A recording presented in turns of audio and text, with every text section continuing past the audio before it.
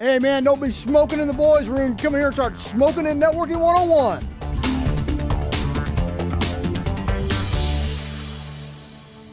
You know, one of the biggest threats that are really out there facing, network guys today is DDoS, right? You won't see a security report that doesn't have some type of DDoS in it. And the truth is that this is a very massive, huge umbrella term that covers so many different ways to get into the network. But what it really amounts to is break the word down in half, right? Or actually not even in half. D stands for distributed.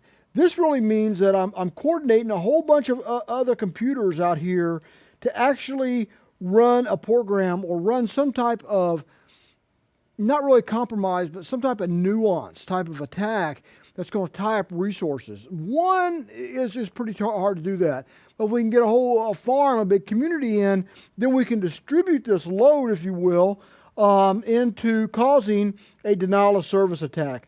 Now, denial of service attacks, they've been around for years, right? I mean, and just about anything can cause it.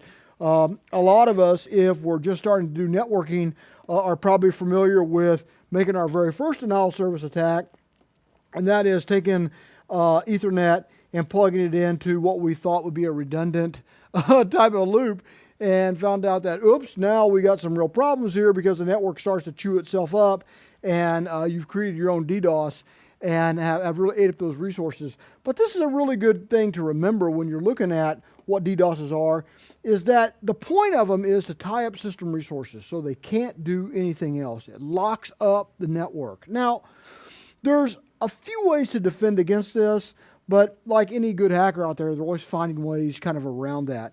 And I can sit here and go through terms like push-ack type of attacks where you're sending very complex attacks that chew up a lot of system resources and stuff.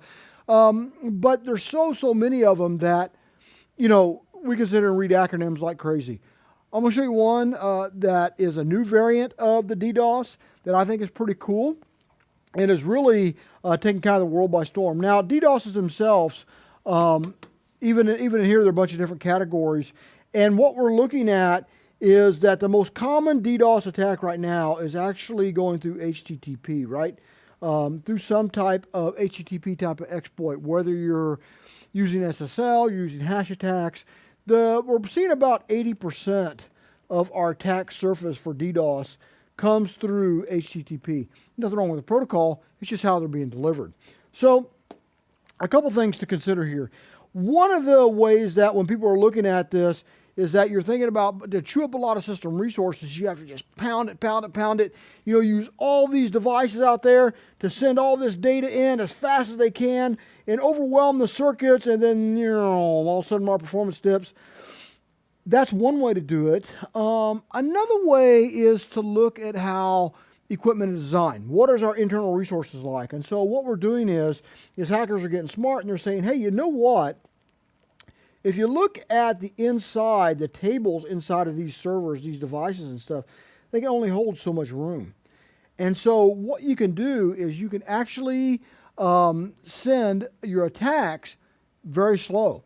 And one of my favorite tools out there to do this is a tool called Solaris. And Solaris actually allows you to send a very slow pace of attack that's designed to keep the tables full. And so you start eating up a lot of information, processing stuff. And this is becoming more and more and more popular. And probably one of the ones that's really kind of catching my attention more than anything else is an attack that actually uses this same type of methodology, but it's using collision hashing that's going to allow and say that it's telling these HTTP web servers that they got a hash problem and they need to computate and figure out where all these problems are happening and start redoing these hashes. Well, you guys know that anytime you're doing type of crypto or any type of calculations like that, it eats up a ton of resources. And so now we can get this web server to start chewing on, recalculating all these hashes in the table, then oops, now you've caused a massive attack on the network. And one of the things that I've seen done before and even tested, and it works pretty darn good, is actually using something like a mobile phone, a mobile device, and actually running this attack and chewing up a 10 gig network in just minutes. I mean, Me and a couple other guys did this and actually chewed up an i7 Intel processor for about an hour, having it recomputate all these hashes up there and stuff. So it's a very, very common attack, slow hashing break-ins, but that's a new way of doing denial of services. These attacks, DDoSes, they're going to be around forever. It's something we got to deal with. It's something we have to stay on top of. No matter what equipment you look at putting on your network, if it's security facing, you need to look at what type of protection against DDoSes that it gives you and what type of ability does it have to upgrade to keep up to date with these. These are every bit as bad as viruses today. DDoSes keep advancing and they keep chewing up resources because we're getting really good at protecting our data is what it really amounts to. So if I can't get in and steal your data, I'm going to make it so you can't use it and bring your business down, that type of stuff. And some people are even using these type of DDoS attacks for click generation, right? To actually have a bunch of different devices click on certain files to actually overwhelm that way.